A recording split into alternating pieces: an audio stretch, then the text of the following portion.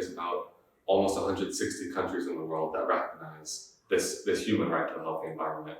And there's a little over 30 that don't recognize this right, and the UK is one of those 30 that does not recognize this right. And I really think that we see the effect of this every day, whether it's the dry dumping of sewage in the UK's streams and rivers and oceans, which a lot of which is technically legal, or if it's the government's weakening of its net zero policies or dampening of chemical restrictions and regulations in the UK. I think we definitely see the effect of this. And I also think it's difficult to know how quickly and effectively recognizing the human right to a healthy environment would change these things in the UK, but I definitely think it would be an excellent starting point.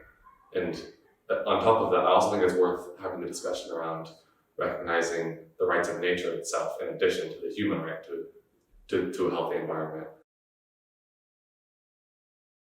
As humans, we obviously rely on nature to exist. And most of society around the world recognize these intrinsic human rights, but we don't recognize nature's intrinsic rights.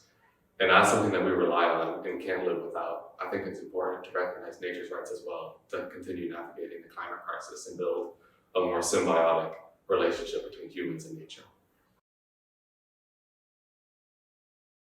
I'm quite excited to see how the conversation around the human right to a healthy environment goes at COP. And specifically, I am hoping for the UK to take a positive stance in some sort of commitment to recognize this human right to a healthy environment and in the UK to become some sort of leader in this space.